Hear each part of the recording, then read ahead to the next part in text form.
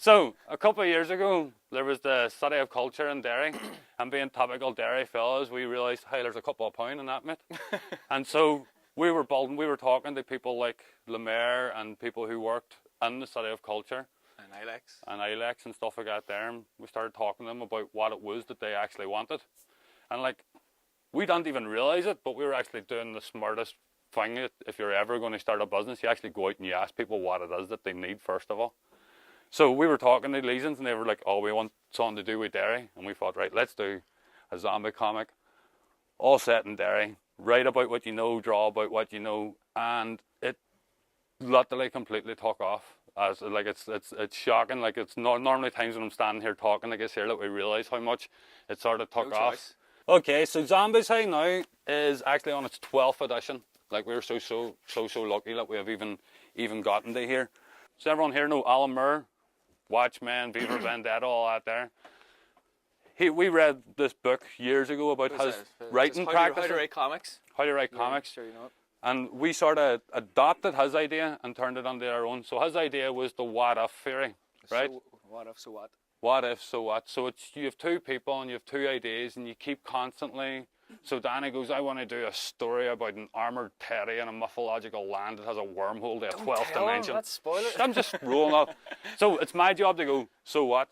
And then he has to justify what he says, and then once he justifies it, I have to say, so what again? And you keep going like that there until I'm at a point where I have to go, my God, that's amazing. Or else he has to go, right, it's not fully fledged. And we never ever write any aspect of it down. It never ever goes down on paper. And we leave it for a minimum of 3 days.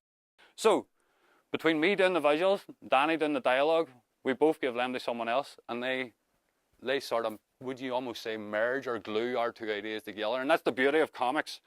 People always look at comics as some sort of picture books. It's not. It's the marriage of visual and literacy. It's where the two of them connect together. People say you can tell, 1,000 words on a picture. Well, that means any one page of a comic has nearly 7,000 to 8,000 words on it. That's the way that we sort of look at it. So, everybody's seen Zombies. Hey, it's still what we do. It's what we love doing. It's why we started out doing this. And we chanced our arm and we went for that contract. And going for that contract, it really, really opened up our eyes to something. It's something that a lot of creatives have to do. You have to deviate from what your original concept of what your career was going to be. And I don't mean deviate as in like, oh, I'm going to be a rocket scientist. No, I'm going to go be an actor or whatever. You still stay in the same vein. Maybe pivot point would be a better way of talking about it. So we had Lee's, we were starting to get a lot of work experience and work placement and gap students and stuff like that there. And we started realising that as a whole, the company's skills were starting to really, really pick up. And so we thought, how can we maximise this? Because the comics wasn't going to be enough to keep us going. And we actually ended up becoming a service provider. Well, you are all creative. You should be able to go on, I can pivot. You know? Yeah. You know, because like, as he says, he wanted to be artist, I wanted to be a writer. I don't know what I'd be doing tomorrow. It could just be anything, you know. You never know what job comes along. Like I was saying, I was doing that product design, stuff like that there. But then I'll be doing the lettering in the next issue. And then I'll be writing a script. And then I'll be coming up with a marketing plan the day after that. I don't have a job title. Do you want to know if you ever get a rejection letter? Nail it up on the desk in front of you. And nail up the next one in front of you. And you see the day when you get the no, you burn them all. Or you get someone that accepts you. Because you're always going to get no's. And I've said this plenty of times before. A no or a failure is the only way to measure success. Because if you don't have it, what's the tool that you measure it by? Do you understand what I mean? If I had to put my work out there and it was like, oh, you're really good, maybe I wouldn't have tried to keep getting better. Maybe my massive ego would have inflated so much it would have burst out my ears. Do you know what I mean? You don't know what way it's going to go. You just need to make sure it's what you want to do. I didn't realise it was what I wanted to do. You need to make sure it's what you want to do. You got the drive. And don't let it get the best of you. Like anytime we even bring people on to work with us, we have to say to them, look, at some point, we're going to tell you that your work's not good enough. And it's a very, very simple thing. And to the point, I know it sounds very, very harsh, and if any's join us in the future, these are pre-warned for this. The last two people we've just said no to everything they've done for the first week or two. Because we've actually made the mistake of like trying to pat people's back at the start, and it's one of the worst things you can do. They get no, it's like, oh, that's really, really good there. And it's like, that was a wee, I'll fix it later.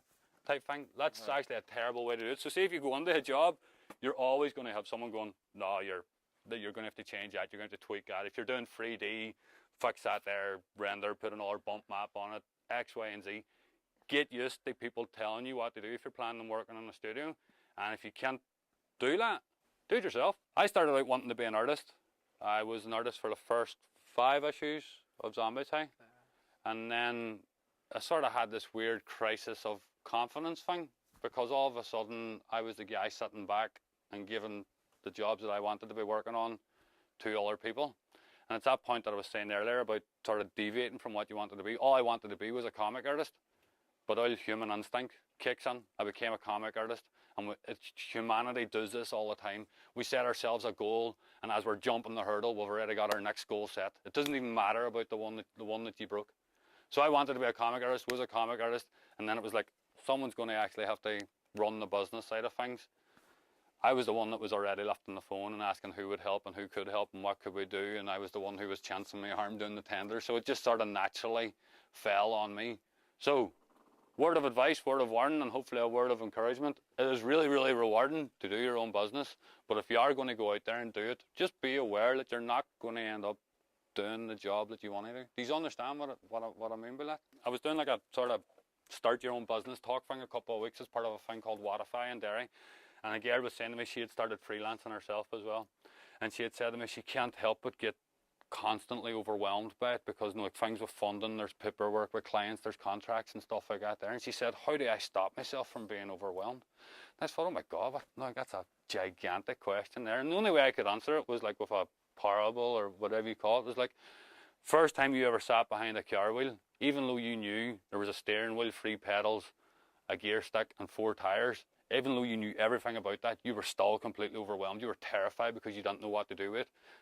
But eventually you just get on there and you don't even think about it, and it all happens automatically.